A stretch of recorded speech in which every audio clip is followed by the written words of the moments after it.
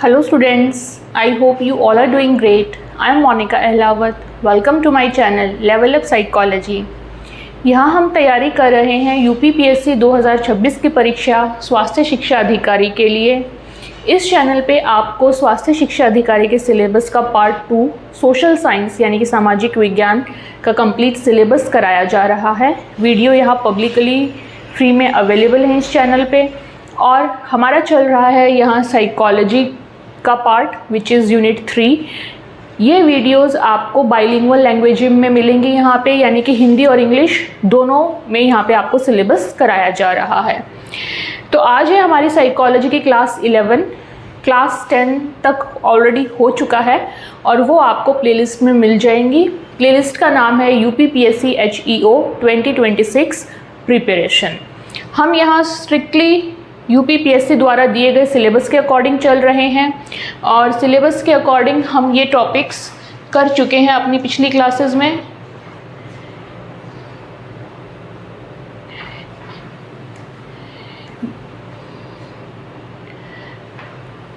पिछली क्लास में यानी कि 10th क्लास में हमारा हो गया था अभिप्रेरणा और अभिप्रेरित व्यवहार की कसौटी, motivation and criteria of motivated behaviour, ये हम कर चुके हैं। इस टॉपिक में हमारा रहता है व्यक्तित्व मनोवैज्ञानिक परीक्षण यानी कि पर्सनैलिटी के साइकोलॉजिकल टेस्ट, जो हम करेंगे जब हम 9th टॉपिक करेंगे। ठीक है, ये क्योंकि पर्सनैलिटी से रिलेटेड है। आज की क्लास में हम करेंगे लैंग्वेज डेवलपमेंट यानी कि भाषा विकास, और ये टॉपिक हमारा आज की क्लास में कंप्लीट हो जाएगा। So let's start with our topic today. अब बात करें लैंग्वेज की यानी भाषा की, तो भाषा क्या होती है?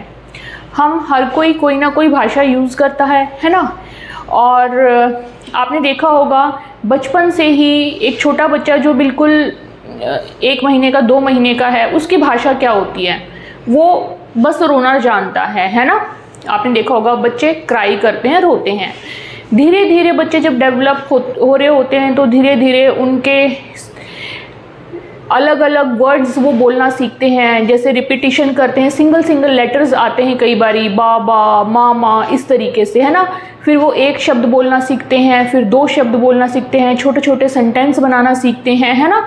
तो इस तरीके से आपने देखा होगा कि हम बचपन में पैदा होने के बाद से कैसे अपनी लैंग्वेज को है धीरे धीरे डेवलप करते हैं, जिसको कि हम आम भाषा में भी समझ सकते हैं कि ये लैंग्वेज होती है ना। और थोड़े से बड़े होने के बाद 5-6 साल के होने के बाद ज़्यादा रिफाइनमेंट आती है हमारी बोलने में, और लगभग 10-11 साल के होने के बाद हम इस तरह बात कर सकते हैं जैसे कि कोई बड़े लोग भी बात कर रहे होते हैं, है ना। तो अक्सर लैंग्वेज का मतलब हम क्या समझते हैं कि एक ऐसी चीज़, एक ऐसी टेक्निक या ऐसा सिस्टम जिसके द्वारा हम अपनी जो बात है वो दूसरों तक पहुंचा सकें, है ना। यही लैंग्वेज का मेन मोटिव होता है, या मेन जो उसका यूज़ है वो यही है कि हम अपनी जो बात है वो दूसरों तक पहुंचा सकें। अब क्या इसका माध्यम सिर्फ बोल के होता है? नहीं, कई बारी हम लिख कर भी अपनी बात पहुंचाते हैं, है ना। और पुराने ज़माने में अगर बहुत याद करो, हिस्ट्री की बुक्स में आपने कभी पढ़ा होगा, तो पहले के ज़माने की जो लैंग्वेजेस दिखती हैं अलग अलग संस्कृतियों की, अलग अलग कल्चर्स की, तो वो आप देखोगे पत्थरों पे कैसे वो खोद के जो है अपनी लैंग्वेज लिखते थे, किसी किसी चित्र के रूप में, कभी किसी अलग अलग सिम्बल्स के रूप में लिखते थे, है ना। तो इस तरीके से हम जो अपनी बात कहते हैं दूसरों तक, अपनी जो हमारी जो भी हमारी थॉट्स हैं, हमारा बात है, हमारी फीलिंग्स हैं, जो भी हम चाहते हैं कि दूसरों तक पहुँचे, कम्युनिकेट हो, वो हम करते हैं लैंग्वेज के द्वारा। और ये लैंग्वेज जो है अलग अलग प्रकार की हो सकती है, ना कि सिर्फ बोलने से। ठीक है, तो यही है आज का टॉपिक। और अब हम देखेंगे कि कैसे डेवलपमेंट होती है। जैसे कोई भी बच्चा जब जन्म लेता है तो जन्म के साथ साथ बच्चे की हर प्रकार की डेवलपमेंट होती है, राइट। तो उसी प्रकार से हमारी जो लैंग्वेज है वो भी बचपन से ही डेवलप होना शुरू हो जाती है। तो कैसे कुछ साइंटिस्ट ने लैंग्वेज के बारे में बात की, उसकी डेवलपमेंट के बारे में बात की, वो आज हम यहाँ पे पढ़ेंगे। ठीक है, तो आज की क्लास में कंसेप्ट इतने नहीं हैं, इन्फॉर्मेशन ज़्यादा है, ठीक है। तो आज की क्लास इन्फॉर्मेटिव ज़्यादा है और यहाँ पे मैंने बहुत ध्यान से आप लोगों के लिए एग्ज़ाम ओरिएंटेड मटेरियल बिल्कुल बनाया है ये। तो यहाँ पे ये जो भी इन्फॉर्मेशन मैं दूँ इसको आप अच्छे से समझ के याद ज़रूर कर लेना, क्योंकि इन पे क्वेश्चंस अक्सर बनते हैं, ठीक है। तो लैंग्वेज क्या है, अब हमने बात की लैंग्वेज की। Language consist of a system of symbols organised by means of certain rules that we use to communicate with each other, ठीक है। भाषा प्रतीकों की एक व्यवस्थित प्रणाली है जो निश्चित नियमों के आधार पर संगठित होती है और जिसके माध्यम से हम एक दूसरे से संप्रेषण करते हैं। तो अभी तक जो हमने बात की थी उसमें सबसे इम्पॉर्टेंट पॉइंट तो हमने यही डिस्कस किया था कि कम्युनिकेशन में काम आती है भाषा का सबसे बड़ा रोल ये होता है, ठीक है।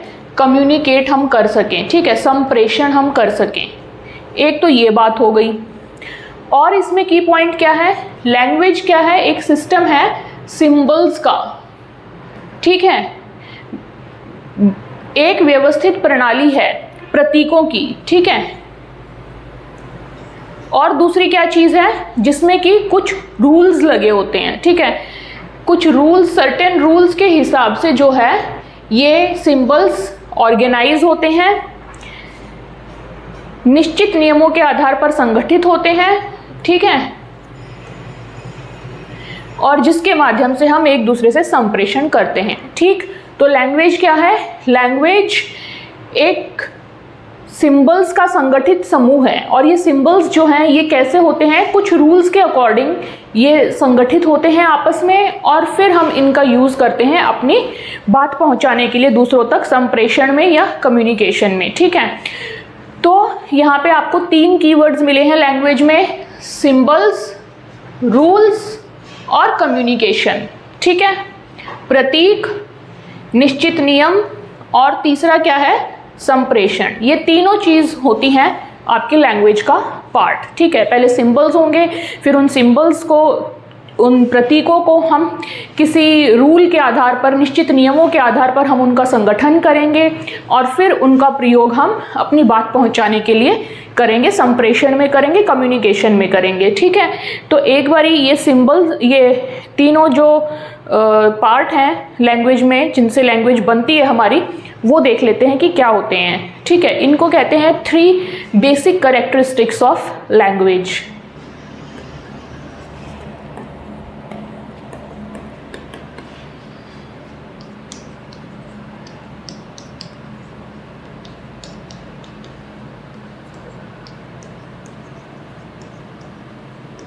ठीक है, यानी कि ये 3 मूलभूत विशेषताएं हैं भाषा की।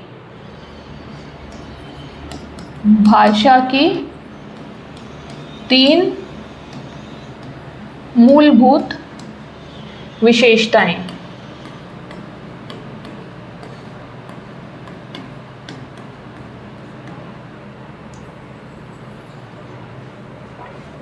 पहला क्या देखा हमने, प्रतीक यानी कि सिंबल्स, है ना। अब ये सिंबल्स क्या होते हैं, सिंबल्स हो सकता है कोई चीज़, कोई पर्सन, कोई घटना, इवेंट, कुछ भी, ठीक है, जिसका कि अपने आप में कोई मीनिंग ना हो, लेकिन उसका, उससे रिलेटेड वर्ड का नाम लेते ही हमें वो चीज़ जो है दिमाग में आ जाए। जैसे अगर हम कहें स्कूल, ठीक है, अब स्कूल वर्ड का एज सच आप मीनिंग क्या निकालोगे, कुछ मीनिंग ऐसे नहीं निकलता है, लेकिन जब आप कहोगे स्कूल तो आपके दिमाग में वो स्कूल की पिक्चर आ जाएगी, है ना। स्कूल से आप क्या समझते हैं कि वो एक पिक्चर है दिमाग में कि हाँ स्कूल है, क्लासरूम्स हैं, प्लेग्राउंड है, वो स्कूल की एक ऐसे पिक्चर दिमाग में आ जाएगी, ठीक है।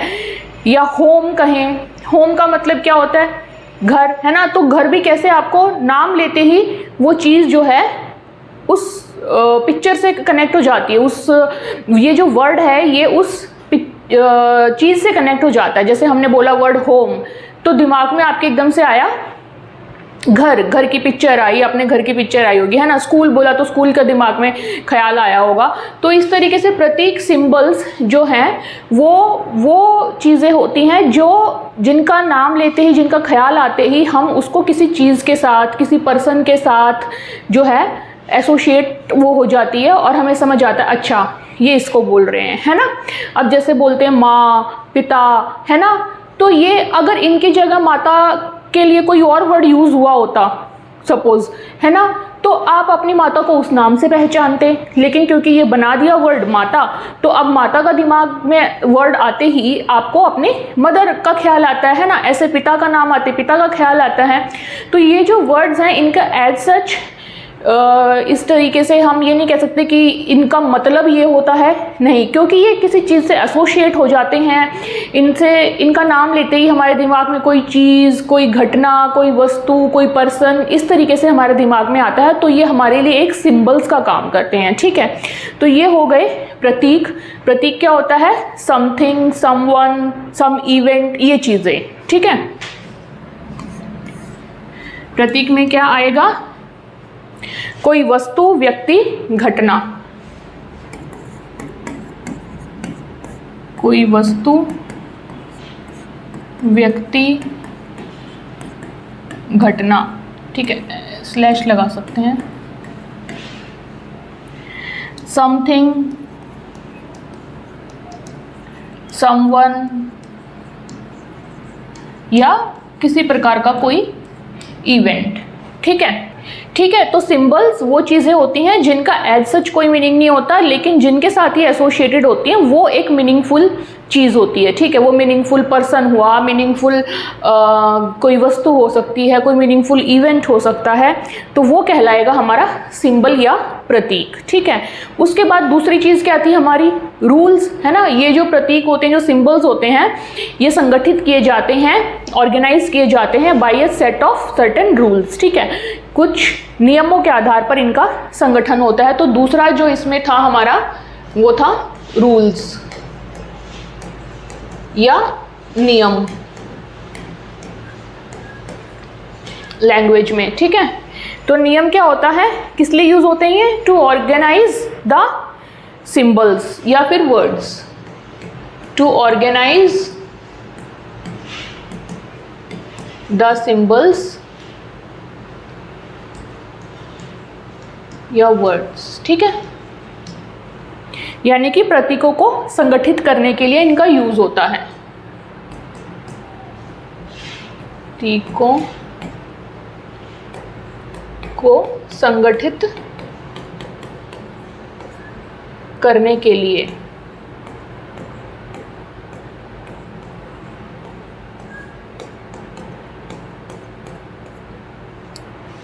ठीक है। अब इसमें क्या होगा, जैसे कि यानी कि ये एक जो है मीनिंगफुल चीज़ बनाते हैं। अब जैसे मैं कहूँ कि my favourite subject is psychology, है ना। अब ये अलग अलग वर्ड्स हैं, इनको हमारे जो रूल्स होते हैं, जैसे पहले क्या आएगा, सब्जेक्ट कहाँ आएगा, ऑब्जेक्ट कहाँ आएगा, वर्ब नाउन कैसे यूज़ होंगे, तो उस तरीके से ये रूल्स प्रोवाइड करते हैं और हम एक कंप्लीट सेंटेंस बनाते हैं, ठीक है। जैसे मैं कहूँ यहाँ पे माय फेवरेट सब्जेक्ट इज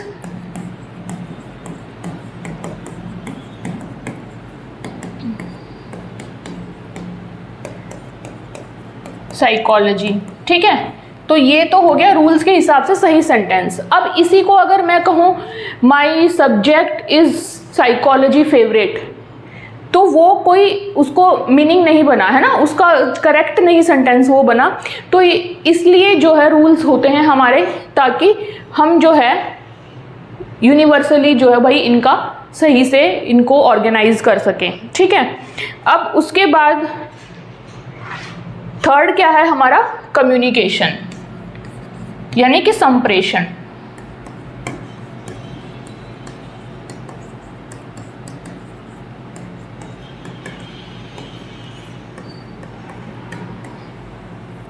ठीक है, संप्रेषण क्या होता है? अब हमें जो भी हमारे आइडियाज़ हैं, हमारी थॉट्स है, हमारी फीलिंग्स है, जो भी हमारे मन में चीज़ें हैं, है ना, या हमारा कोई संदेश है, वो हमें जब किसी दूसरे तक पहुंचाना है तो उस चीज़ को कहते हैं कम्युनिकेशन, उस प्रक्रिया को कहते हैं कम्युनिकेशन या संप्रेषण, ठीक है। So communicating our own ideas, thoughts, intentions, feelings to others, ठीक है। इसमें क्या आएगा, communicating our own ideas, thoughts, intentions,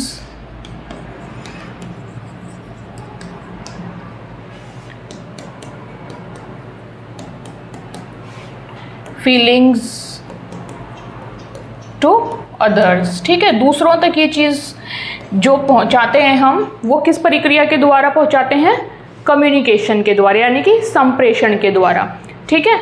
Hindi में मैं यहाँ लिख देती हूँ, क्या लिखेंगे, अपने विचारों, योजनाओं, अभिप्रायों, अपने विचारों, योजनाओं,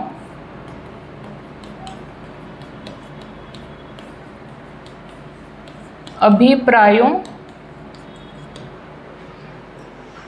तथा अनुभूतियों को दूसरों तक संप्रेषित करना, तथा अनुभूतियों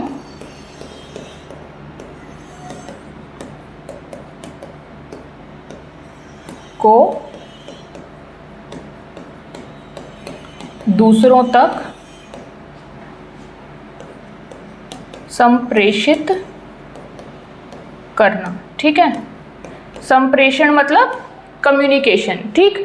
तो आई होप ये इतना क्लियर है आपको। लैंग्वेज का मतलब आपको अच्छे से आना चाहिए कि लैंग्वेज क्या होती है, 3 चीज़ों से बनती है लैंग्वेज हमारी, सिंबल्स, प्रतीकों से, रूल से और कम्युनिकेशन से, ठीक है। प्रतीक, सिंबल्स जो होते हैं वो ऐसे वर्ड्स ऐसे होते हैं जिनका एज सच कोई मीनिंग नहीं होता, लेकिन वो किसी ना किसी वस्तु से, व्यक्ति से, घटना से संबंधित होते हैं कि उनका वो वर्ड बोलते ही, वो सिंबल आपको दिखते ही आपको कुछ मीनिंगफुल चीज़ दिमाग में आए, ठीक है। अब उन मीनिंगफुल चीज़ों को जो है हम रूल्स के अकॉर्डिंग ऑर्गेनाइज करते हैं, संगठित करते हैं, ताकि उनका जो है पूरे सेंटेंस में मीनिंगफुल हम कुछ बोल सकें, कुछ बना सकें, ठीक है। और फिर उस चीज़ को, अगर ये चीज़ें मेरे को बताना है, आप तक ये बात पहुंचानी है कि my favourite subject is psychology, तो ये मैं कैसे करूँगी, कम्युनिकेशन के द्वारा। या तो मैं बोलूँगी, या मैं लिख के बताऊँगी, या मैं जेस्चर्स करके, या साइन लैंग्वेज से कैसे मैं आपको बताऊँगी, तो वो अलग अलग मीडियम हो सकते हैं, ठीक है। तो कम्युनिकेशन जो है हमारे आइडियाज़, थॉट्स, इंटेंशंस, फीलिंग्स को दूसरों तक पहुँचाना है। इसमें ETC लिख सकते हैं आप, अनुभूतियों आदि। तो ये हो गया हमारा कम्युनिकेशन। तो इस तरीके से हमारी लैंग्वेज जो है होती है। एक बार डेफिनेशन फिर से देख लेते हैं, अब आपको और अच्छे से समझ आएगी डेफिनेशन। लैंग्वेज क्या है, language consist of a system, एक प्रकार का सिस्टम है सिंबल्स का, organised by means of certain rules, जो कि कुछ नियमों से संगठित होते हैं, that we use to communicate with each other, जिनका कि हम प्रयोग एक दूसरे के साथ कम्युनिकेशन में करते हैं, ठीक है। भाषा प्रतीकों की एक व्यवस्थित प्रणाली है, ठीक, जो निश्चित नियमों के आधार पर संगठित होते हैं और जिसके माध्यम से हम एक दूसरे से संप्रेषण करते हैं।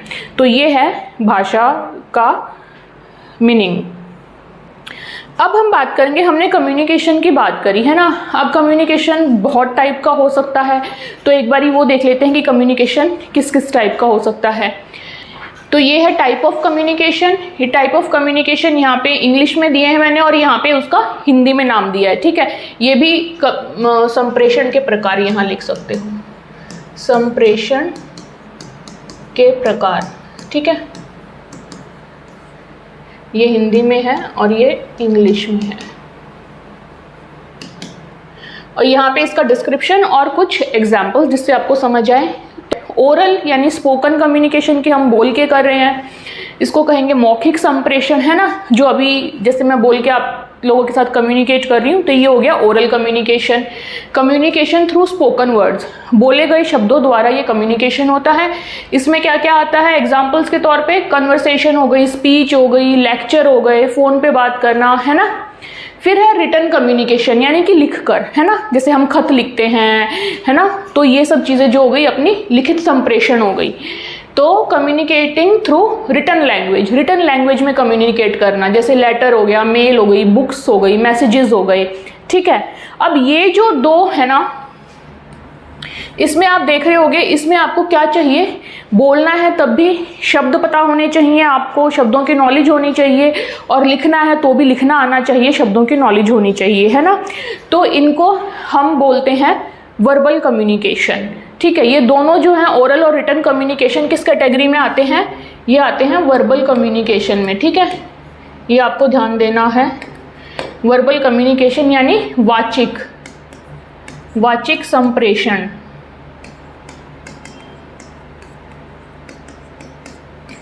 ये जो ऊपर के दो हैं, ठीक है, इन दोनों में ही जो है वर्ड्स की नॉलेज होनी ज़रूरी है, शब्दों का ज्ञान होना अनिवार्य है बोलते टाइम, लिखते टाइम। तो ये हो गए आपके वर्बल कम्युनिकेशन। उसके बाद आता है आपका नॉन वर्बल कम्युनिकेशन यानी अवाचिक संप्रेषण, ठीक है। तो ये वो लोग जिनको कि शब्दों का ज्ञान नहीं है वो भी यूज़ कर सकते हैं, ठीक। इसमें क्या है, कम्युनिकेशन विदाउट वर्ड्स, ठीक, वर्ड्स की ज़रूरत नहीं होती, जैसे कि फेशियल एक्सप्रेशन से, जेस्चर से, पोस्चर से, या कभी कभी एज ए साइकोलॉजिस्ट भी हम देखते हैं ना कि किसी के नॉन वर्बल कम्युनिकेशन को देखते हैं कि उसकी बॉडी लैंग्वेज कैसी है, उसके हाव भाव कैसे हैं, ये सब चीज़ें हम देखते हैं, राइट। तो not just psychologist, as a स्वास्थ्य शिक्षा अधिकारी भी आपको ये चीज़ समझ आनी चाहिए कि फ्यूचर में आप लोगों की नॉन वर्बल कम्युनिकेशन को भी समझ पाएँ, ठीक है। फिर और क्या हो सकता है, विजुअल कम्युनिकेशन। विजुअल कम्युनिकेशन मतलब दृश्य संप्रेषण, कि कुछ देख के हमको कुछ इंफॉर्मेशन कुछ मिल रहा है, कम्युनिकेट हो रहा है हमें, है। कम्युनिकेशन थ्रू विजुअल मटेरियल्स, जैसे चार्ट्स हो गए, ग्राफ्स हो गए, पिक्चर्स हो गई, मैप्स हो गए, है ना। इन चीज़ों से हम ग्रहण करते हैं ना कुछ इन्फॉर्मेशन। जैसे आप ज्योग्राफी अगर आपने पढ़ी हो तो उसमें आप देखते होगे, जैसे मार्क करना होता था कहाँ पे कौन कौन से डेजर्ट्स हैं, तो अगर आपने मैप लिया, मैप में डेजर्ट्स मार्क कर दिया और आपने किसी को पकड़ा दिया तो उसको पता चल जाएगा, आपने उसको चार्ट के मैप के माध्यम से ये कम्युनिकेट कर दिया कि यहाँ पे कौन कौन से डेजर्ट्स प्रेजेंट हैं, है ना। ऐसे माउंटेन्स के बारे में हमने कर रखा है ज्योग्राफी में, ये सब चीज़ें। तो मैप्स हो गए, चार्ट्स हो गए, ग्राफ्स हो गए, पिक्चर्स हो गए, ये हमारे विजुअल मोड ऑफ कम्युनिकेशन यानी कि दृश्य संप्रेषण होता है इनसे। फिर है आपका सिंबॉलिक कम्युनिकेशन यानी कि प्रतीकात्मक, ठीक है। Communication through symbols and science, symbols वगैरह के द्वारा, साइंस के द्वारा जो है यहाँ पे कम्युनिकेशन होता है। जैसे ट्रैफिक के सिंबल्स, ट्रैफिक के साइंस होते हैं, इमोजीज हो गए हमारे, है ना, लोगो हो गए, किसी भी लोगों को देख के आप समझ जाते हो ना कि अच्छा ये इस कंपनी का है, आपको दिमाग में आ जाता है। फ्लैग्स हो गए, कौन सी कंट्री का फ्लैग, या अलग टाइप से किसी टीम का फ्लैग हो गया, इस तरीके से, ठीक है। फिर है आपकी साइन लैंग्वेज कम्युनिकेशन, ठीक है। साइन लैंग्वेज क्या होती है, सांकेतिक भाषा द्वारा संप्रेषण, ठीक। यहाँ पे क्या होता है, ये एक बहुत ही स्ट्रक्चर्ड लैंग्वेज होती है, ठीक है। Communication using a structured sign language, और इसमें एग्जाम्पल क्या होगा, इंडियन साइन लैंग्वेज या अमेरिकन साइन लैंग्वेज। कंट्री के आधार पे ये उनकी अपनी साइन लैंग्वेज बनी होती है जो कि कंट्री में फॉलो होती है, एंड इसके इवन कोर्सेज भी होते हैं। आई होप ये चीज़ तो आप सबको पता भी होगी, ठीक है। तो इंडिया में इंडियन साइन लैंग्वेज यूज़ होती है, अमेरिका में उनके हिसाब से, जिस हिसाब से वो चीज़ें करते हैं, तो वहाँ पे उनकी अपनी खुद की अमेरिकन साइन लैंग्वेज है। तो ये इस तरीके से होती है साइन लैंग्वेज, ठीक है। फिर आज के ज़माने की अगर बात करें तो डिजिटल इलेक्ट्रॉनिक कम्युनिकेशन होता है हमारा। तो हम डिजिटल, इसमें क्या हो गया, गैजेट्स के द्वारा कम्युनिकेशन, इलेक्ट्रॉनिक गैजेट्स के द्वारा, ठीक है। कम्युनिकेशन यूजिंग इलेक्ट्रॉनिक डिवाइसेस, जैसे सोशल मीडिया हो गया हमारा, वीडियो कॉल्स हो गई, ऑनलाइन चैट्स हो गई, ये सब क्या है हमारा एक तरीके से डिजिटल कम्युनिकेशन आप कह सकते हैं, ठीक है। तो ये कुछ हमारे मेजर प्रकार हैं। इसमें ये चीज़ तो आप बिल्कुल आपको ध्यान होनी चाहिए, वर्बल और नॉन वर्बल क्या होता है। वर्बल में आपके वर्ड्स, ठीक है, वर्ड्स की नॉलेज होती है, ये आपको ध्यान देना चाहिए कि वर्ड्स की नॉलेज होती है। यहाँ पे रिटन में भी आपके वर्ड्स की नॉलेज चाहिए। यहाँ पे वर्ड्स नहीं है नॉन वर्बल में, ठीक है, वर्ड्स की नॉलेज नहीं है तो भी नॉन वर्बल कम्युनिकेशन होता है, ठीक है। तो ओरल और रिटन कम्युनिकेशन जो है, इसमें वर्ड्स की नॉलेज चाहिए हमें, तो ये आ गया वर्बल में। नॉन वर्बल कम्युनिकेशन में वर्ड्स की नॉलेज की ज़रूरत नहीं होती है, ये आपको ध्यान रखना चाहिए, ठीक है। आगे चलते हैं। अब है कंपोनेंट्स ऑफ लैंग्वेज, यानी कि भाषा के घटक। अब भाषा में अब क्या क्या चीज़ें आती हैं, किस चीज़ से जो है हमारी भाषा के क्या मेन जो पार्ट्स कह लो या उसके कंपोनेंट्स कह लो वो, ठीक है। तो अब हम बोलते हैं तो उसमें जाहिर सी बात है ध्वनि तो है ना भाषा में। तो फोनीम्स पहला कंपोनेंट है, ध्वनि यानी फोनीम्स। फोन का मतलब ही जो होता है वो ध्वनि से होता है, तो इसलिए फोन से फोनीम्स बन गया और इसको कहेंगे ध्वनि। तो इसमें क्या आएगा, भाषा की ध्वनि की बात हो रही है यहाँ पे, स्पीच साउंड्स, ठीक है। तो कैसे, एग्जाम्पल जैसे अगर मैं कहूँ यहाँ पे कैट, बैट, तो यहाँ पे अंतर क्या आ रहा है ध्वनि में, क और ब का अंतर आ रहा है ना। बाकी एट तो दोनों में सेम लग रहा है, सेम आ रही है, तो ध्वनि में यहाँ पे कैसे आप डिफ्रेंशिएट कर सकते हैं क और ब में, ठीक है, कैट, बैट, इस तरीके से। तो आपने देखा होगा ना, छोटा बच्चा जब बहुत स्टार्टिंग में जब स्कूल जा रहे होते हैं तो वो ज़्यादातर ऐसे ही मैम उनको जो प्रैक्टिस कराती है इसी टाइप के वर्ड्स प्रैक्टिस कराते हैं, जैसे कैट, बैट, हैट, मैट, है ना। तो वो यहाँ से ये चीज़ें ऐसे ऐसे धीरे धीरे सीखना शुरू करते हैं। तो दोनों शब्दों में केवल एक ध्वनि फोनीम का अंतर है ना। सिर्फ ये जो फर्स्ट वाला जो है यहाँ पे जो ध्वनि आ रही है सिर्फ एक इसी ध्वनि का अंतर है। तो शुरू में क्या होता है, चाइल्ड लर्न्स साउंड डिस्क्रिमिनेशन, ध्वनियों में अंतर करना सीखता है और उनका प्रोनाउंसिएशन करना सीखता है, ठीक है। तो ऐसे ही बच्चा जो है शुरुआत में ये वर्ड्स इस तरीके से जब फॉर्मल लैंग्वेज सीखने की कोशिश करता है बच्चा छोटे से, तो इस तरीके से ध्वनियों में अंतर करना सीखता है, यानी कि फोनीम्स की जानकारी उसे दी जाती है। उसके बाद आता है मॉर्फीम। मॉर्फ का मतलब होता है शेप, आकार, रूप किसी चीज़ का, ठीक है। तो मॉर्फीम का मतलब हो गया आकार। अब भाषा के आकार की यहाँ बात हो रही है, पहले भाषा के ध्वनि की बात हो गई, अब भाषा के आकार की। So morphemes the smallest meaningful units. Morpheme क्या होती हैं, जो भी किसी भी भाषा में स्मॉलेस्ट मीनिंगफुल यूनिट होती है उसको कह देते हैं मॉर्फीम, ठीक है। शब्दों की छोटी अर्थपूर्ण इकाई को मॉर्फीम कहा जाता है। फॉर एग्जाम्पल जैसे कि प्ले। प्ले जो है ये सबसे छोटी इकाई है प्ले की। प्ले से प्लेड भी बन सकता है, प्लेइंग भी बन सकता है ना। तो प्ले में ईडी लगाया तब ये प्लेड बना, ठीक है। ऐसे डॉग जो है ये सबसे छोटी इकाई है डॉग की, तो यहाँ पे डॉग्स बन गया, ठीक है। बच्चा धीरे धीरे बहुवचन, काल, टेंस, उपसर्ग एवं प्रत्यय एटसेट्रा सीखता है। पहले क्या करते हैं, पहले हम कुछ मॉर्फीम्स सीखते हैं, है ना, अपनी लैंग्वेज में, कि यानी कि छोटे छोटे वर्ड सीख लिए जो कि अपने आप में मीनिंगफुल हैं, ठीक है। मीनिंगफुल इकाई, ये स्मॉलेस्ट मीनिंगफुल इकाई आपको ध्यान रखना है। फिर उसके बाद हम सीखते हैं कि इसमें प्रीफिक्स लगेगा तो कैसे बन जाएगा, सफिक्स लगेगा तो कैसे बन जाएगा, टेंस में आएगा तो कैसे बन जाएगा, ऑपोजिट करेंगे तो जैसे अन वगैरह डिस लगा देते हैं, अन लगा देते हैं तो कैसे बनेगा, है ना। तो उसके लिए सबसे पहले हमारे पास एक छोटी इकाई भी तो होनी ज़रूरी है। तो उसके बाद बच्चे जो है मॉर्फीम सीखते हैं फोनीम के बाद, जिसमें कि वो मीनिंगफुल सबसे छोटी इकाई सीखते हैं। उसके बाद भाई उसमें हम सिंगुलर प्लूरल सीखेंगे, है ना, कि अगर उसका बहुवचन करना है तो कैसे करेंगे, उसमें कोई टेंस लगाना है तो हम कैसे लगाएंगे।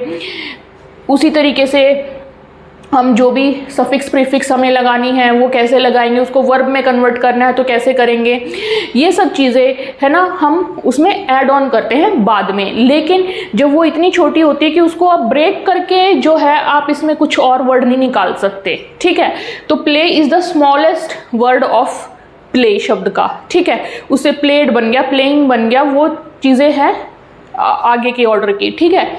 मॉर्फिम जो है प्ले, यानी कि सबसे छोटी इकाई। आप ये देख लो, जो वर्ड को हम फर्दर ब्रेक ना कर पाएँ वो आपका मॉर्फिम है और मीनिंगफुल होना चाहिए वो, ठीक है। तो वो हो गया आपका रूप या आकार, मॉर्फिम। अब है नेक्स्ट सिंटैक्स।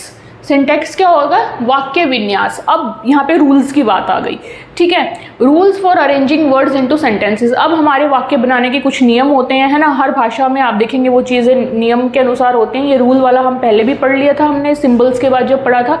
तो करेक्ट सेंटेंस क्या होगा, I am going to school, है ना, और ये बिना रूल के बनाया गोइंग स्कूल एम आई, इसका कोई मतलब सही नहीं है, ये इनकरेक्ट है। तो यहाँ पे सिंटैक्स यूज़ होता है। सिंटैक्स का मतलब वाक्य को कैसे बनाना है, वाक्य विन्यास। तो बच्चा पहले छोटे वाक्य और बाद में जटिल वाक्य बनाना सीखता है, ठीक है।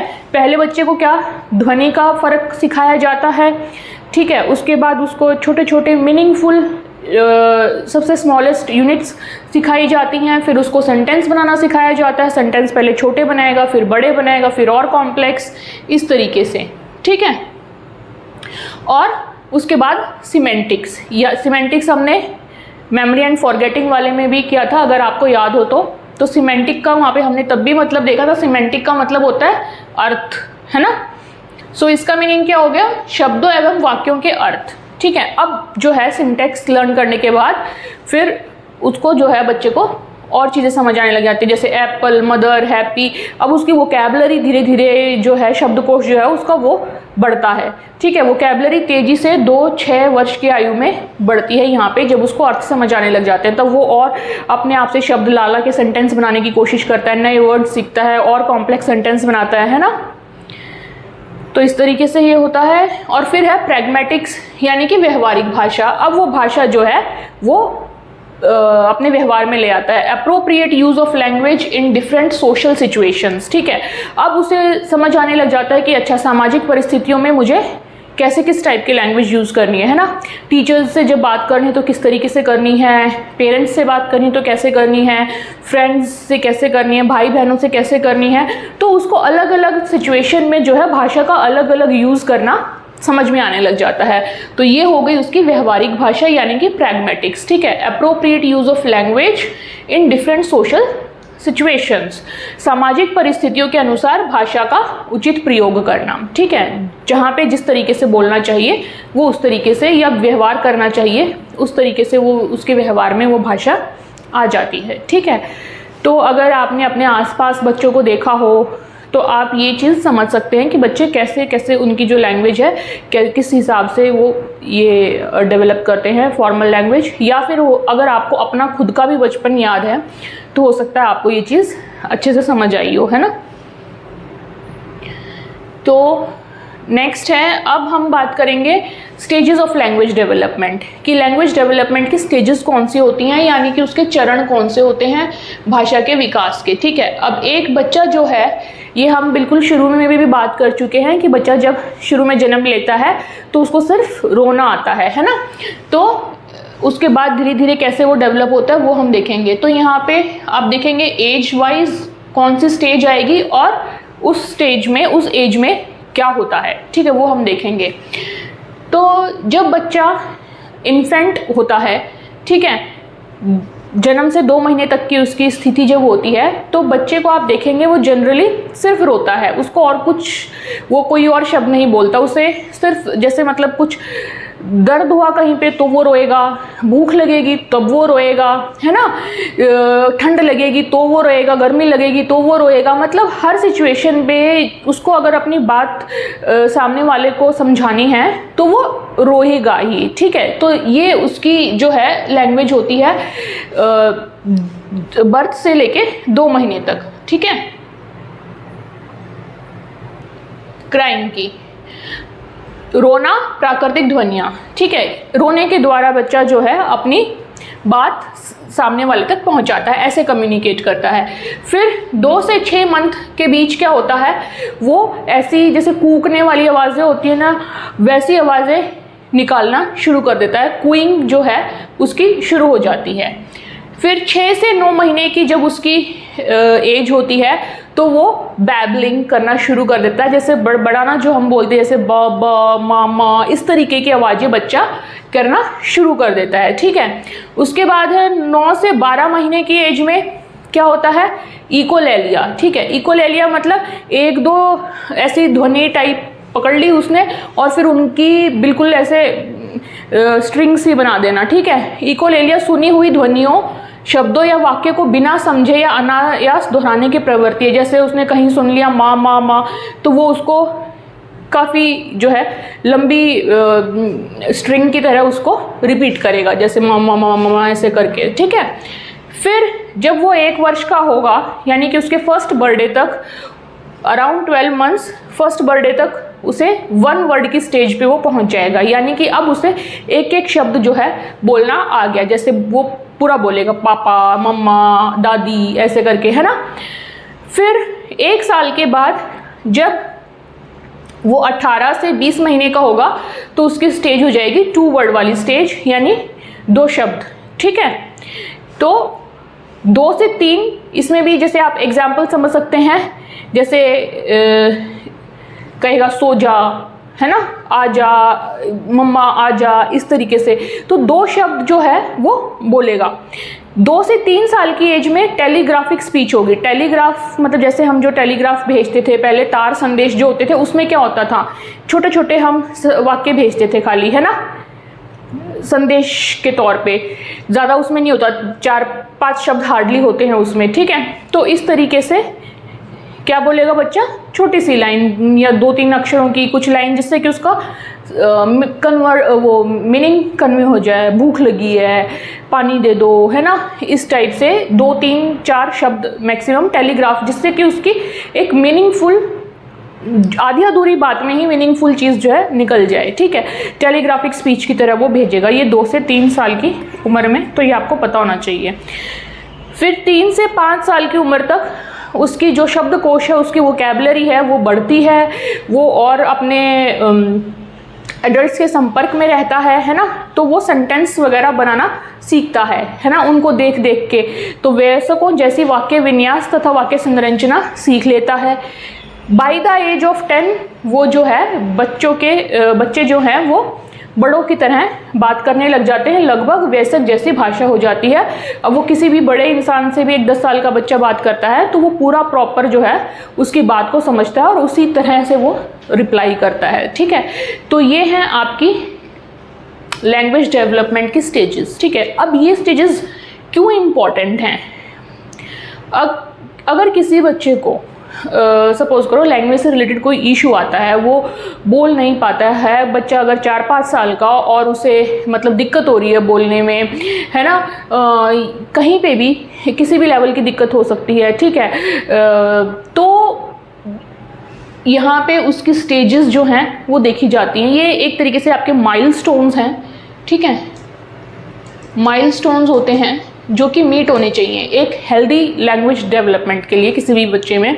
तो अगर सपोज करो कोई उसकी ये जो बैबलिंग है ये 6 से 9 मंथ में आने की बजाय उसको सपोज करो 20 महीने में बैबलिंग शुरू की उसने, है ना, या उसने जो 1 वर्ड वाली चीज़ है वो उसने 3 साल में जाके शुरू की, तो ये क्या हुआ, ये बच्चे की डिले हो गई, उसकी लैंग्वेज की जो डेवलपमेंट थी वो डिले हो गई। तो इसकी वजह से कल को उसकी लैंग्वेज से रिलेटेड कोई इशू, कोई डिसऑर्डर भी बच्चे के अंदर आ सकता, आने की संभावना हो सकती है, ठीक है। तो एज ए स्वास्थ्य शिक्षा अधिकारी आपको ये पता होना चाहिए कि ये कौन कौन से डेवलपमेंट, लैंग्वेज डेवलपमेंट में कौन कौन से स्टेजेस होती हैं और ये क्यों ज़रूरी होती हैं, ठीक है। क्योंकि इनका माइलस्टोन्स टाइम से कंप्लीट हो गया तो बच्चे की लैंग्वेज की जो डेवलपमेंट है वो हेल्दी रहेगी, अदरवाइज़ कहीं ना कहीं पे कोई ना कोई इशू आने की संभावना हो सकती है, ठीक है। और इसी तरीके से जो है कल को आपको गाइड करना पड़ सकता है लोगों को, है ना,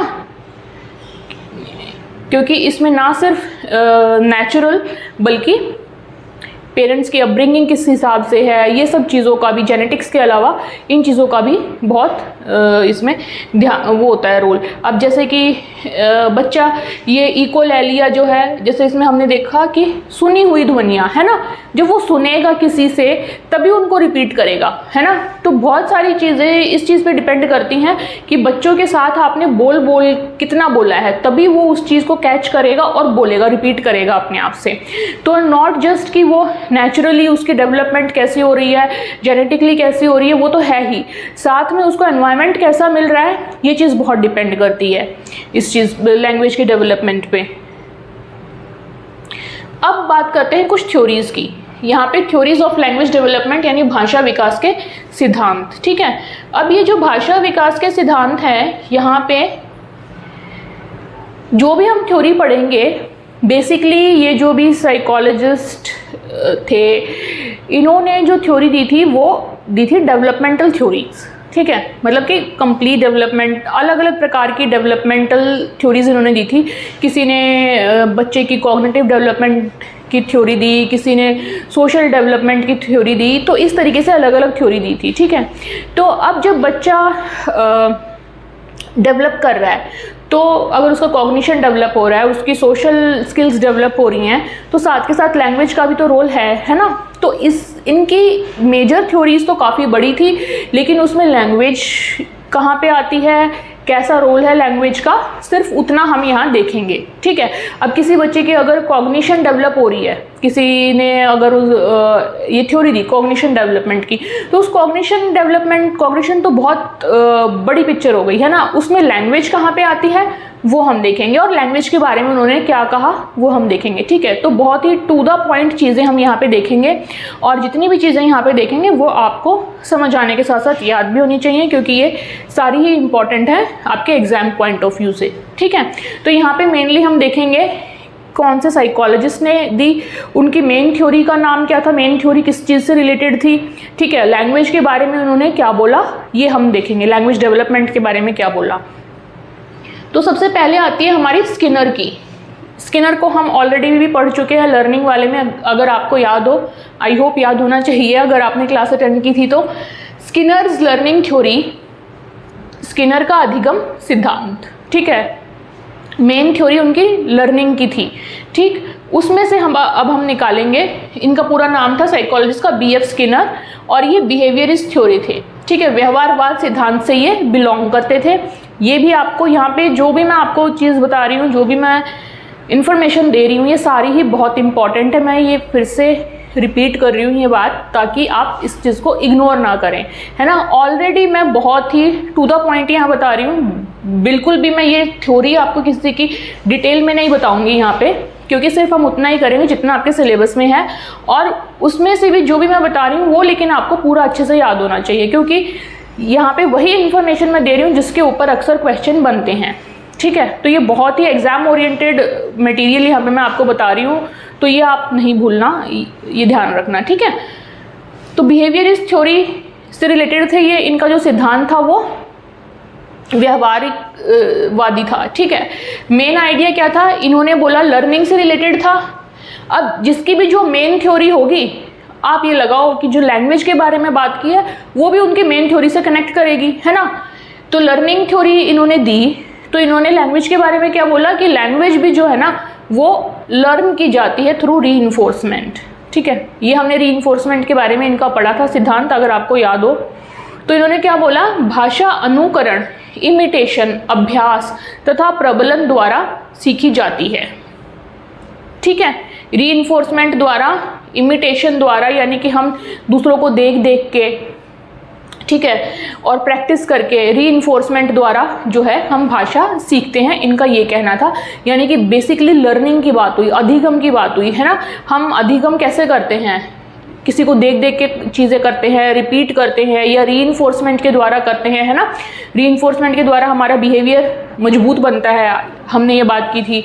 तो यहाँ पे रीइंफोर्समेंट के द्वारा भी हम जो है लैंग्वेज सीखते हैं, तो इनका ये कहना था।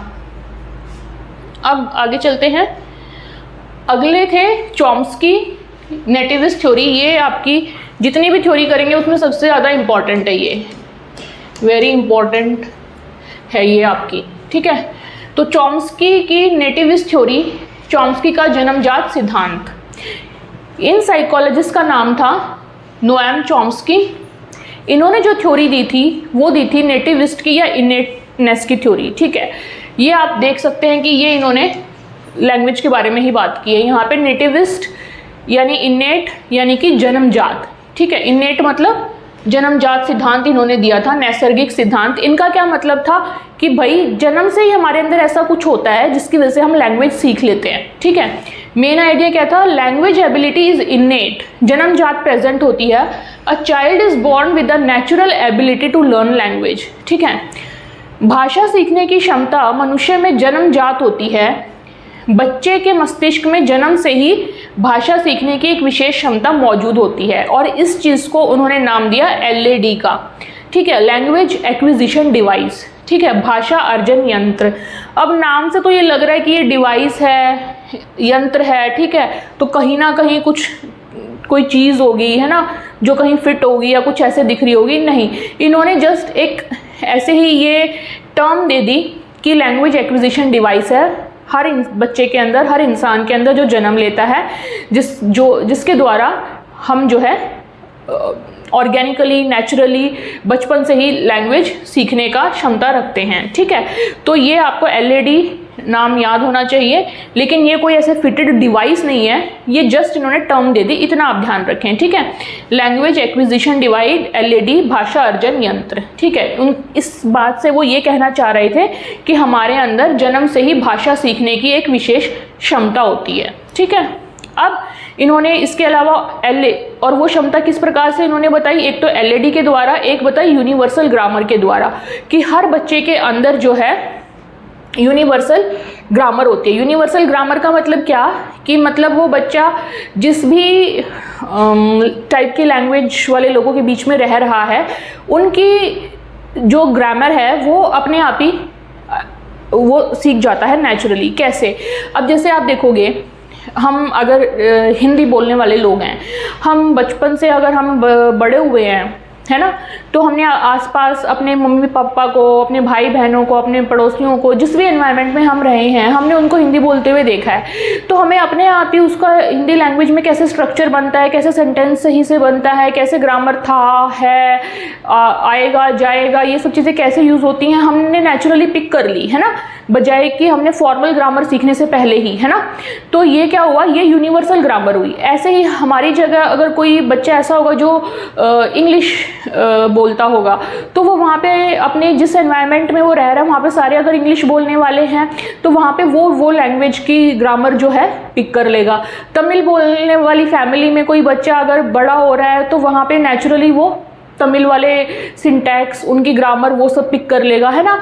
तो ये चीज़ जो है, इन्होंने बोला कि यूनिवर्सल ग्रामर का जो एक क्षमता है, एबिलिटी है, वो हर बच्चे में होती है, ठीक है। और यूनिवर्सल ग्रामर का मतलब मैंने आपको बता दिया है कि जिस टाइप की ग्रामर के लैंग्वेज के एनवायरनमेंट में वो बच्चा डेवलप हो रहा है, उस ग्रामर को वो पकड़ लेगा नेचुरली, ठीक है। ये नहीं कि अब बच्चा पल बढ़ तो रहा है हिंदी वाले एनवायरनमेंट में और वो पकड़ लेगा इंग्लिश की ग्रामर, ऐसे नहीं। यूनिवर्सल का मतलब इसमें ये मत निकाल लेना, ठीक है। यूनिवर्सल का ग्रामर का मतलब ये है कि भाई हर जगह पे जो भी बच्चा जिस भी टाइप के लैंग्वेज के एनवायरनमेंट में डेवलप हो रहा होगा, वो उस लैंग्वेज को जो है एक्वायर कर लेगा, ठीक है, उसके ग्रामर को, उसके सिंटैक्सेस को। सार्वभौमिक व्याकरण यानी विश्वव्यापी व्याकरण, ये इन्होंने दिया था, ठीक है। तो बहुत इंपॉर्टेंट थ्योरी है चॉम्स्की की। चॉम्स्कीज नेटिविस्ट थ्योरी इसको कहा जाता है। नेटिविस्ट भी बोल सकते हैं, इनेटनेस भी बोल सकते हैं। ये होती है जन्मजात या नैसर्गिक सिद्धांत। इन्होंने बोला था कि हर बच्चे के अंदर जन्मजात जो है भाषा सीखने के क्षमता होती है, ठीक है। और वो क्षमता इन्होंने कैसे, दो प्रकार से बयान की। एक तो ये कि हर किसी के अंदर LAD होता है, लैंग्वेज एक्विजिशन डिवाइस, ठीक है, और यूनिवर्सल ग्रामर, ठीक। तो इनके मतलब मैं ऑलरेडी आपको एक्सप्लेन कर चुकी हूँ, तो आई होप ये आपको क्लियर है। ये इनका मेन आइडिया था। अब आगे चलते हैं पियाजे के ऊपर। पियाजेज कॉग्निटिव थ्योरी। अब पियाजे ने संज्ञानात्मक सिद्धांत दिया था, तो जाहिर सी बात है लैंग्वेज का रिलेशन ये कॉग्निशन से निकालेंगे, संज्ञानात्मकता से निकालेंगे, ठीक है। इनका नाम था पूरा जीन पियाजे, ठीक। इन्होंने क्या दी थी, कॉग्निटिव थ्योरी, तो ये आपको याद होना चाहिए, संज्ञानात्मक सिद्धांत, ठीक है। इनके जो मेन थ्योरी थी उनका नाम भी आप लोगों को याद होना चाहिए। तो भाषा का विकास बच्चे के संज्ञानात्मक विकास का एक हिस्सा है, ठीक है। तो इन्होंने जब अपनी थ्योरी दे रहे थे ये कॉग्निटिव डेवलपमेंट की, तो उसमें ही बीच में इन्होंने लैंग्वेज डेवलपमेंट की बात की, है ना। जैसे कि स्किनर ने जब लर्निंग की थ्योरी दी, रीइंफोर्समेंट्स वगैरह के बारे में, बिहेवियर के बारे में बताया, तो साथ के साथ लैंग्वेज के बारे में भी बता दिया कि हम जो है लर्निंग के द्वारा लैंग्वेज सीख सकते हैं, रीइंफोर्समेंट के द्वारा, इमिटेशन के द्वारा हम लैंग्वेज सीख सकते हैं। वैसे ही इन्होंने बोला कि जब हमारा कॉग्निशन का, हमारा संज्ञानात्मकता का विकास हो रहा होता है, उसी दौरान जो है हमारा लैंग्वेज का भी विकास हो रहा होता है, उसी का एक पार्ट है लैंग्वेज, ठीक है, का विकास। भाषा का विकास बच्चे के संज्ञानात्मक विकास का एक हिस्सा है। थिंकिंग डेवलप्स बिफोर लैंग्वेज, ठीक है, ये इंपॉर्टेंट चीज़ इन्होंने बताई कि अब कॉग्निशन, थिंकिंग जो है एक प्रकार का कॉग्निशन है, संज्ञानात्मक प्रोसेस है, ये हम पहले भी बात कर चुके हैं। तो इन्होंने बोला कि लेकिन जो थिंकिंग है ना, हमारा जो सोचने की एक कॉग्निटिव प्रोसेस है, वो पहले डेवलप होता है, उसके बाद हमारी लैंग्वेज डेवलप होती है, ठीक है। तो ये शुरू से ही मतलब बच्चे के कॉग्निशन पे स्टडी कर रहे थे, तो ये चीज़ इन्होंने पता लगाई कि जो थिंकिंग है यानी सोच है, वो हमारी पहले विकसित होती है, उसके बाद हमारी भाषा विकसित होती है, ठीक है। और किस प्रकार से भाषा का इन्होंने बताया कि शुरुआत में बच्चा ईगो सेंट्रिक स्पीच, आत्म केंद्रित वाणी का प्रयोग करता है, ठीक है, यानी वह अपनी सोच को व्यक्त करने के लिए बोलता है, ज़रूरी नहीं कि वह दूसरों से बात करने के लिए या संवाद करने के लिए बोले। और धीरे धीरे जो है ये आपकी ईगोसेंट्रिक स्पीच से बच्चा सोशल स्पीच यानी सामाजिक वाणी तक पहुंचता है, या उसकी सामाजिक वाणी विकसित होती है, जिसमें बच्चा दूसरों के साथ प्रभावी संवाद करता है, ठीक है। तो इन्होंने क्या बोला कि पहले थॉट डेवलप होती है, उसके बाद हमारी लैंग्वेज डेवलप होती है। लैंग्वेज में भी बच्चा पहले ईगोसेंट्रिक यानी कि आत्म केंद्रित भाषा बोलता है। आत्म केंद्रित भाषा जैसे आपने देखा होगा ना, छोटे छोटे बच्चे होते हैं वो खेलते टाइम अपने आप ही मतलब एक तरीके से कमेंट्री जैसे देते हैं वैसे बोल रहे होते हैं, है ना। गाड़ियों से खेलेंगे तो ऐसे बोलेंगे अब ये गाड़ी यहाँ जाएगी, अब इसमें कोई यात्री बैठेगा, अब ये स्टेशन आ गया, गाड़ी रुक गई, यात्री उतर गए, है ना, इस तरीके से। या कुछ भी वो अपने आप से जब अपने आप बैठा होगा, कुछ कर रहा होगा, तो वो इस तरीके से बोलेगा। और वो क्यों बोलता है? वो सिर्फ जो उसके मन में जो भी आ रहा है वो शब्दों में बयान कर रहा है ना। उसका कोई ये मतलब नहीं है कि वो अपना संदेश किसी को पहुंचाए। यहाँ पे कम्युनिकेशन वाला मकसद नहीं है उसका मकसद सिर्फ यही है कि बस जो मन में आ रहा है उसको वो शब्दों में बयान करता चला जा रहा है, दैट्स इट, ठीक है। तो इसलिए इसको कहेंगे ईगोसेंट्रिक स्पीच यानी कि आत्म केंद्रित वाणी। इसका प्रयोग वह सिर्फ अपनी सोच को व्यक्त करने के लिए बोलता है, ज़रूरी नहीं कि दूसरों से संवाद करने के लिए, ठीक है। तो ईगोसेंट्रिक का मतलब है सिर्फ अपनी बात को शब्दों में बयान करना, दैट्स इट। उसके बाद सोशल स्पीच उसके बाद में डेवलप होती है, जिसमें कि वो एक्चुअली में उसको समझ आता है कि अच्छा अब मुझे ऐसे किसी से बात करनी है, ठीक है। धीरे धीरे जो है उसकी सामाजिक वाणी विकसित होती है, जिसमें बच्चा दूसरों के साथ प्रभावी संवाद करता है। तब उसको समझ में आता है अच्छा भाषा का तो ये प्रयोग भी होता है कि मतलब ऐसे कम्युनिकेट करो, है ना। तो ये चीज़ है। तो यहाँ पे इन्होंने जो भी बात की तीन वो हमने देख ली हैं। थॉट भाषा से पहले विकसित होती है, पहले आपकी ईगोसेंट्रिक स्पीच आत्म केंद्रित वाणी आती है बच्चे के अंदर, उसके बाद बच्चे के अंदर आती है सोशल स्पीच यानी सामाजिक वाणी, ठीक है। जीन पियाजे ने ये दिए थे जो कि कॉग्निटिव डेवलपमेंट की थ्योरी देते थे। उसके बाद है वाइगॉट्स्की का सिद्धांत। वाइगॉट्स्की का पूरा नाम था लेव वाइगॉट्स्की। इनकी जो थ्योरी थी वो सोशियो कल्चरल थ्योरी थी, ठीक है, सोशियो कल्चरल डेवलपमेंट पे थी बच्चों के। इन्होंने क्या कहा, अब सोशियो कल्चरल की बात आई है तो ऑफकोर्स सोसाइटी की बात आएगी, समाज की बात आएगी, है ना।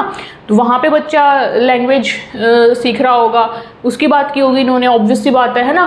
तो language develops through social interaction. भाषा का विकास सामाजिक अंतःक्रिया के माध्यम से होता है।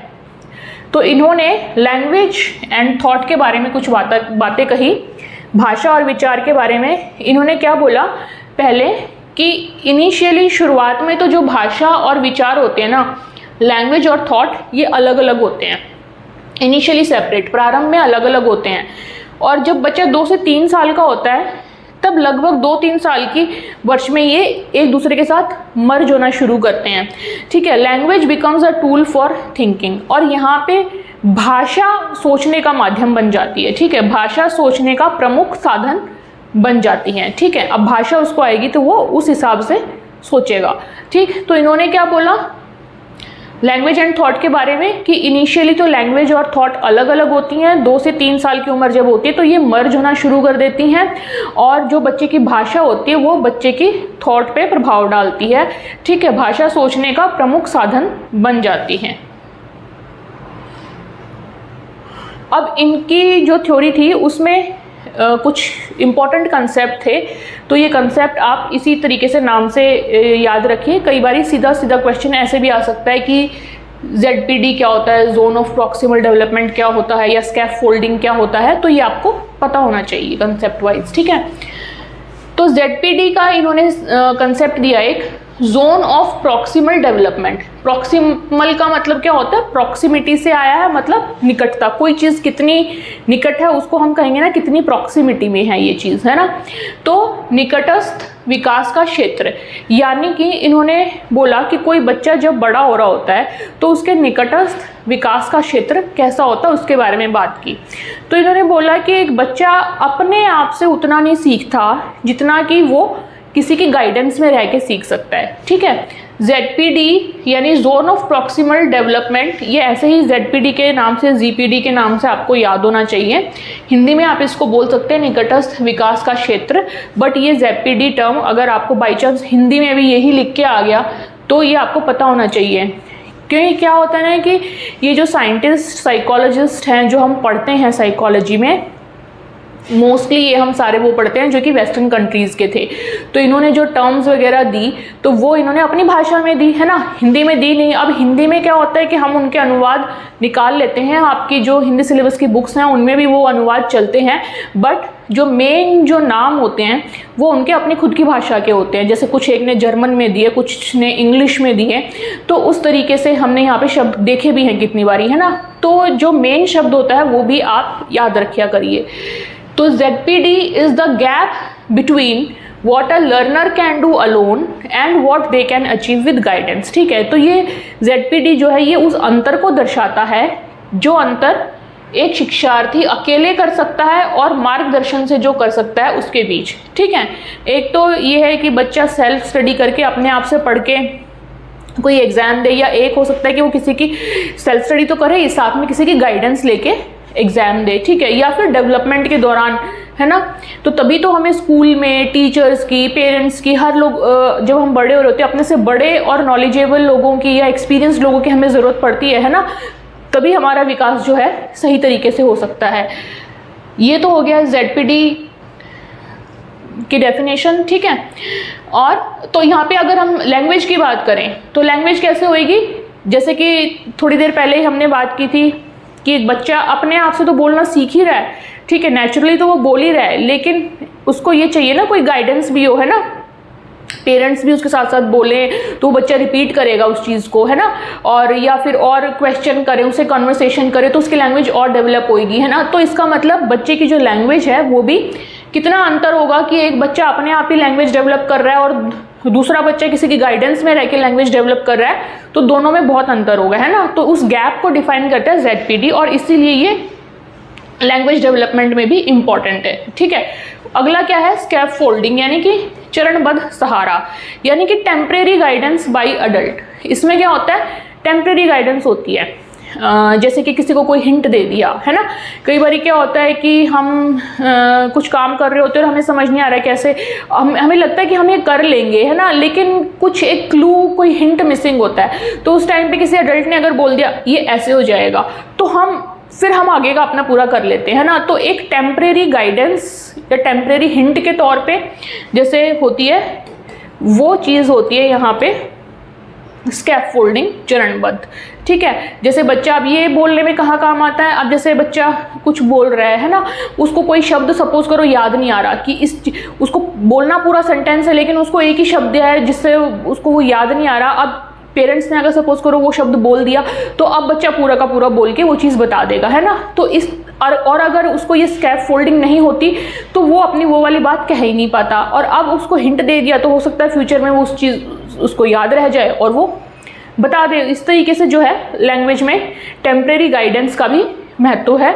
Which is known as scaffolding, यानी चरणबद्ध सहारा। ठीक है, फिर एक आता है MKO, मोर नॉलेजेबल अदर। ठीक है, अधिक ज्ञान रखने वाला व्यक्ति। ठीक है, इसका क्या मतलब है कि भाई उनके आसपास जो है अगर MKO होगा, मोर नॉलेजेबल अदर होगा, तो उसका क्या यूज़ है, वो उनके डेवलपमेंट में ऑफकोर्स सपोर्ट करेगा, अच्छी डेवलपमेंट होगी। इसका किस लिए यूज़ बताया गया है MKO का, कि भाई अगर कोई आपके साथ आपसे ज़्यादा नॉलेजेबल पर्सन है, जिस भी फील्ड से रिलेटेड आप हैं, तो ऑफकोर्स आप वो जब काम करेंगे अगर उसमें आप कुछ गलती करेंगे तो वो आपको बता देगा कि ये चीज़ आपने गलत कर दी, इसको ऐसे करेक्ट किया जा सकता है।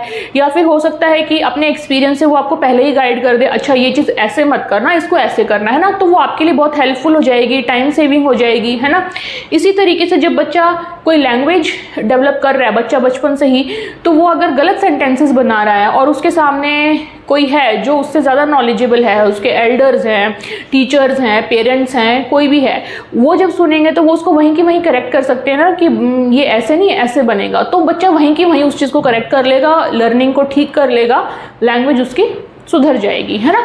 तो यानी कि अगर वो ऐसे एनवायरनमेंट में रह रहा है जहाँ पे MKO है, मोर नॉलेजेबल अदर्स हैं, तो उसकी लैंग्वेज डेवलपमेंट पे अच्छा प्रभाव पड़ेगा।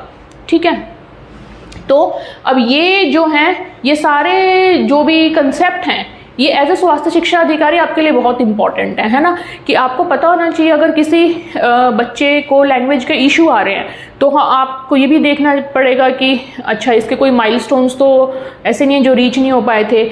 अब खाली माइलस्टोन्स भी का रीज़न ये नहीं हो सकता कि सिर्फ जेनेटिक्स पे ही डिपेंड करें, है ना। तो ये चीज़ें भी आप देखेंगे, अच्छा बच्चे के आसपास जो है किस टाइप का एनवायरनमेंट है, कैसे लोग प्रेजेंट हैं, वो उनके साथ कैसे वो कर रहे हैं, और ये सिर्फ लैंग्वेज डेवलपमेंट में, बच्चे की ओवरऑल डेवलपमेंट में ये चीज़ आती है। स्पेशली इन्होंने जो थ्योरी दी वो क्या थी, हमारी सोशियो कल्चरल थ्योरी थी, है ना, सोशियो कल्चरल थ्योरी थी। तो ये उस पॉइंट ऑफ व्यू से भी आपके लिए काफ़ी इंपॉर्टेंट हो जाती हैं ये टर्म्स। ठीक है, सिर्फ लैंग्वेज में ही नहीं, बच्चे की कंप्लीट अपब्रिंगिंग में, कि कोई बच्चा कितना ज़्यादा अच्छे से उसकी डेवलपमेंट हुई है, उसकी जो ग्रोथ हुई है, उस पर चाहे कोई भी क्षेत्र लगा लो आप, अगर उसमें गाइडेंस होगी, है ना, उसको बीच बीच में हिंट्स मिले होंगे कैसे करना है, या उसको करेक्ट करने वाला कोई हमेशा रहा होगा, तो ऑफ कोर्स वो बच्चा जो है अच्छे से डेवलप हुआ होगा, है ना, उसकी ग्रोथ अच्छी होगी एज़ कम्पेयर टू ऐसा बच्चा जिसको ये सब सपोर्ट नहीं है। और इन्होंने स्पीच डेवलपमेंट के बारे में क्या बोला, अब हम बात करेंगे। कंसेप्ट हमने देख लिया, जो 3 कंसेप्ट मेन थे इनके, ZPD, स्कैफोल्डिंग एंड MKO। ठीक है, ये आपको याद होने चाहिए। फिर है स्पीच डेवलपमेंट के बारे में इन्होंने क्या बोला कि स्पीच जो है हमारी वो कैसे डेवलप होती है। तो इन्होंने ये 3 पार्ट्स में इसको बताया, बर्थ से लेके 3 साल की उम्र तक, 3 से 7 साल की, और 7 साल से फिर आगे। तो इन्होंने बोला कि जन्म से लेके 3 साल तक की उम्र जो है बच्चे के सोशल स्पीच कम्युनिकेशन होता है विद अदर्स। ठीक है, यानी कि बच्चा दूसरों के साथ जो है सोशली बात करता है। उसके बाद क्या है, 3 से 7 साल में जो है प्राइवेट स्पीच, निजी वाणी होती है बच्चे की। बच्चा जो है child talks to self while solving problems, जब वो प्रॉब्लम सॉल्व कर रहा होता है तो खुद से बातें कर। अब 7 साल से बड़े होने के बाद क्या होता है, इनर स्पीच आ जाती है, आंतरिक वाणी, यानी कि जो प्राइवेट स्पीच है ना, जो वो अपने मन की जो भी बात थी वो बोल देता था, अब वो उसको जो है बोलता नहीं है। अब उसको ये समझ आ गया कि ये बोलने की बात नहीं है, तो मेरे मन में चल रहा है ना। Private speech becomes silent thinking, अब ये उसकी साइलेंट थिंकिंग बन जाती है। ठीक है, तो ये था इनका लेव वाइगोट्स्की का कहना। ठीक, यहाँ पे इन्होंने बोला था ना, language becomes a tool for thinking. तो ये बात यहाँ से आप देख सकते हैं, इनकी जो लैंग्वेज थी, जो ये बोलते थे प्राइवेट स्पीच, अब वो इनकी थिंकिंग बनने लग जाती है, साइलेंट थिंकिंग। ठीक है, तो ये 3 इन्होंने स्पीच डेवलपमेंट की बातें की थी। ये हमारी थ्योरीज कंप्लीट हो गई हैं लैंग्वेज डेवलपमेंट से रिलेटेड। अब इसमें हमने ये तो देख लिया कि लैंग्वेज कैसे डेवलप होती है। अब लैंग्वेज डेवलपमेंट में किस किस चीज़ का प्रभाव पड़ता है, हालांकि ये बात हम बीच बीच में कई बार डिस्कस कर चुके हैं, लेकिन एक बार दोबारा से देख लेते हैं। फैक्टर्स अफेक्टिंग लैंग्वेज डेवलपमेंट, भाषा विकास को प्रभावित करने वाले कारक कौन से हो सकते हैं? बायोलॉजिकल फैक्टर्स हो सकते हैं, ठीक है, जैविक कारक जैसे कि हमारे मस्तिष्क की परिपक्वता, ब्रेन मैच्योरेशन, हियरिंग, श्रवण की क्षमता, अगर श्रवण की क्षमता अगर कमज़ोर होगी तो लैंग्वेज पे असर पड़ेगा, है ना, बुद्धि की वजह से, जेनेटिक्स, अनुवांशिकता की वजह से, इन सब चीज़ों से हमारी लैंग्वेज की डेवलपमेंट या उसका विकास, भाषा का विकास प्रभावित होता है। ठीक है, ये तो हो गए जैविक कारक। उसके बाद पर्यावरणीय कारक, एनवायरमेंटल फैक्टर्स कौन से हो सकते हैं? जैसे कि बताया कि फैमिली के साथ इंटरेक्शन, फैमिली कितनी इन्वॉल्व है बच्चे को जो है लैंग्वेज डेवलपमेंट में, पारिवारिक संवाद, ठीक है, फैमिली की इंटरेक्शन, एजुकेशन, रीडिंग हैबिट्स, उसकी सोशो इकोनॉमिक स्टेटस, ये सारी चीज़ें जो हैं बच्चे के लैंग्वेज पे असर डालती हैं, लैंग्वेज की डेवलपमेंट पे। ठीक है, फिर सोशल फैक्टर्स में जैसे कल्चर कैसा है, पीयर ग्रुप कैसा है, हमारा मीडिया माध्यम क्या कौन कौन से हैं उसके सीखने के, ये सब, कम्युनिटी कैसी है, ये सब चीज़ें। फिर है इमोशनल फैक्टर्स, भावनात्मक कारक कैसे, जैसे कि सिक्योर अटैचमेंट है कि नहीं, सेल्फ कॉन्फिडेंस है कि नहीं, तो ये सब चीज़ें आप देखेंगे। इन सब कारकों की वजह से जो है लैंग्वेज की डेवलपमेंट प्रभावित होती है। ठीक है, तो ये तो कर लिए हमने मेन लैंग्वेज की डेवलपमेंट के बारे में चीज़ें। अब यहाँ पे मैं आपको छोटी सी एक और इन्फॉर्मेशन दे रही हूँ जो एग्ज़ाम पॉइंट ऑफ व्यू से इम्पोर्टेंट हो सकती है। ठीक है, हमारे ब्रेन में वो कौन से पार्ट हैं जो कि स्पीच प्रोडक्शन के लिए या लैंग्वेज कॉम्प्रिहेंशन के लिए रिस्पॉन्सिबल होते हैं। ठीक है, तो ये सिर्फ दो पार्ट्स की हम यहाँ बात करेंगे। एक तो करेंगे स्पीच प्रोडक्शन के लिए,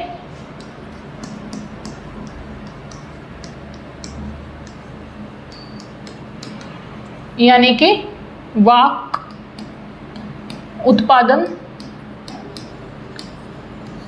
और दूसरा करेंगे हम लैंग्वेज कॉम्प्रिहेंशन।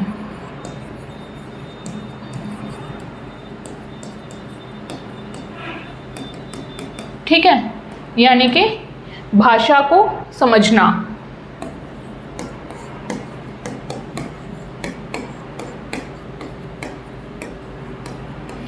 ठीक है, तो कौन से ब्रेन के पार्ट्स जो है वो रिस्पॉन्सिबल होते हैं इन चीज़ों के लिए? स्पीच प्रोडक्शन के लिए जो है उसको कहते हैं ब्रोकाज एरिया। ठीक है, लैंग्वेज कॉम्प्रिहेंशन के लिए जो है उसको बोलेंगे वेर्निकेज एरिया।